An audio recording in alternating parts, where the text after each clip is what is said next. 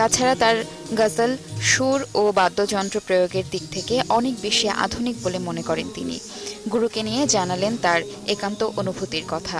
ওনার আয়োজনের সিম্পলিসিটির কারণে যে কোনো একটা ব্যান্ডেড ছিল ওর গানটা শুনতে ইচ্ছে করে, কারণ ওখানে বেস গিটারের ব্যবহার আছে, ওখানে চেলোর ব্যবহার আছে, স্যাক্সোফোনের ব্যবহার আছে, অর্কেস্ট্রেশন আছে। তো অনেক ড্রামারও শুনতে ইচ্ছে করে, ওখান থেকে মিউজিক নিতে পারে। মনে করে যে একটু মডার্ন ফরম্যাটে এই যে আধুনিক ধারণার আমরা গজলটা শুনি, এটার মধ্যে সবচেয়ে বেশি অবদান জাগছে। বছর পার হলো কিংবদন্তি এই শিল্পী চলে যাওয়ার, তারপরও তার গানের সুর আর বাণী হৃদয়ে ধারণ করে চলেছেন অগণিত ভক্ত। না ফেরার দেশে চলে গেলেও তার আবেদনময়ী গান হাজার বছর ভাবাবে শ্রোতাদের, এমনটাই মনে করেন জাগজিতের ভক্তরা।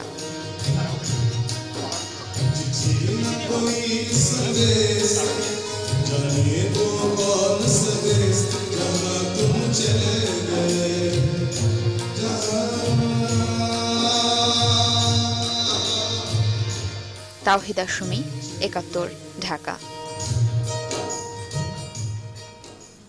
এবার চলে যাচ্ছি মঞ্চের খবরে।